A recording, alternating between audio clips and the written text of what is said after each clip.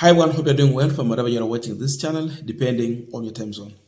Now, the First Lady confirmed that she has formed a prayer strategy team that is going to offer prayers to the police officers in this country who have been selected to go and take part in a restoration of peace, law and order in Haiti. And she's confirming that they are bringing together pastors from US, they're partnering with pastors from Haiti, pastors from Kenya, to come together to make that prayer successful. So that is what has been going on. And she believes that with the prayer, everything is possible. Of course, we trust the same. And therefore, our officers who will be heading to Haiti are safe as the prayer has been offered to them. We were also across on the other side of the hall here at Western Hotel.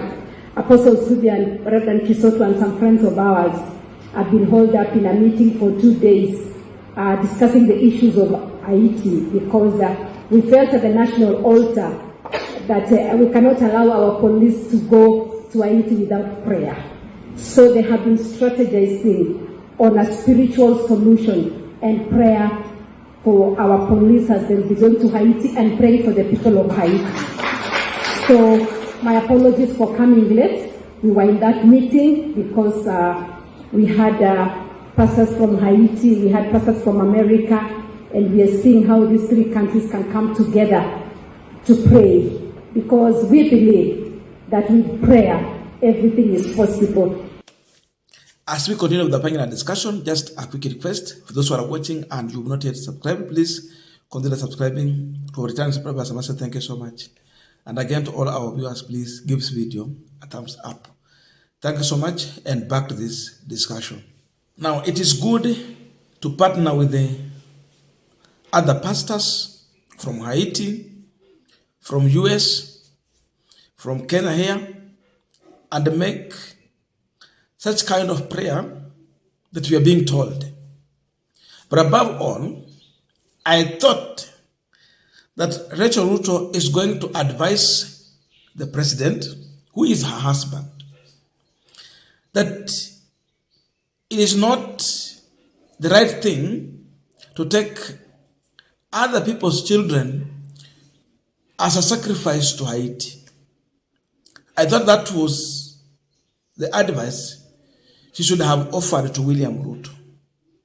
In that way, I think in my view, it would make sense. But now she's supporting that idea as she forms a prayer partner group. That means she's in agreement with what Ruto's administration want to do. But above all, God cannot be mocked. Yes, prayers is important, but we can't mock God. We understand the situation in Haiti, where their own prime minister was warned never to step back in his own country. So the only thing he could do is to resign.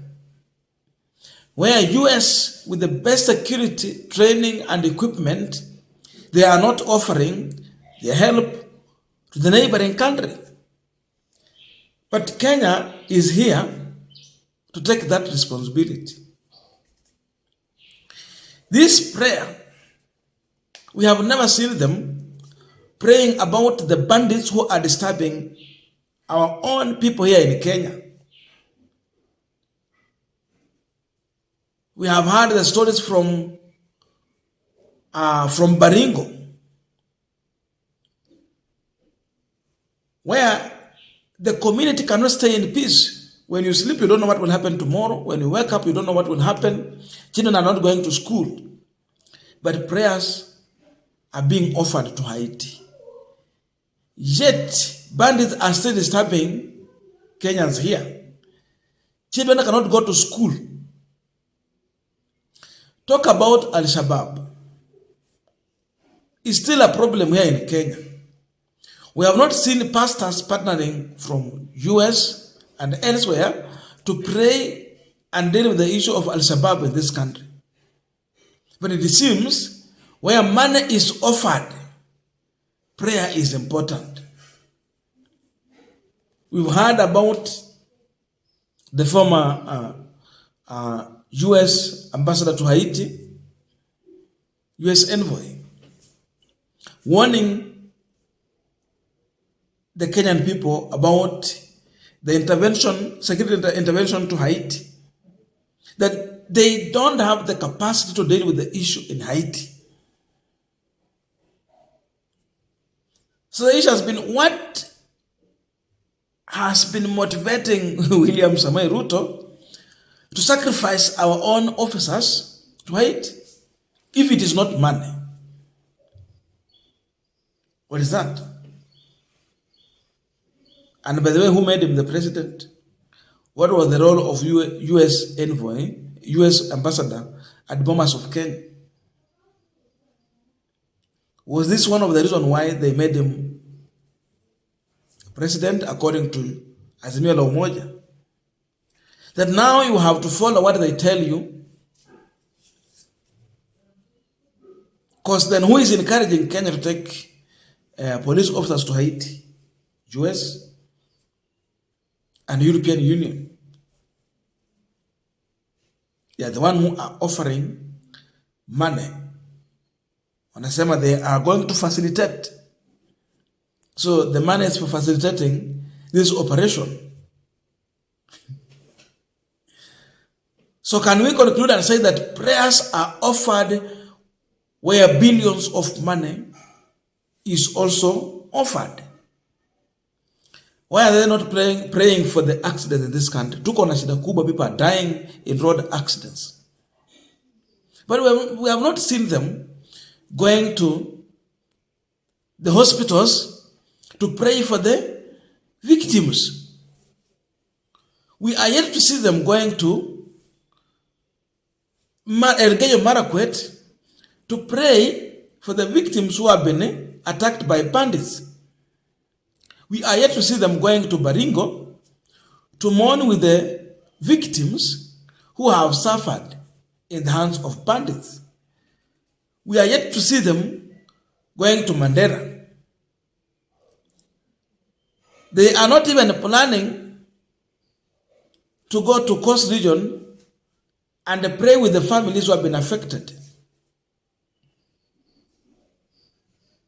But they are very busy now praying for Haiti issue. Now, the issue here is that they are trying to create a perception in our police officers who are going to Haiti to feel that it is normal, that they are protected, that there is nothing bad, that pastors are with them, that they are going to win this war.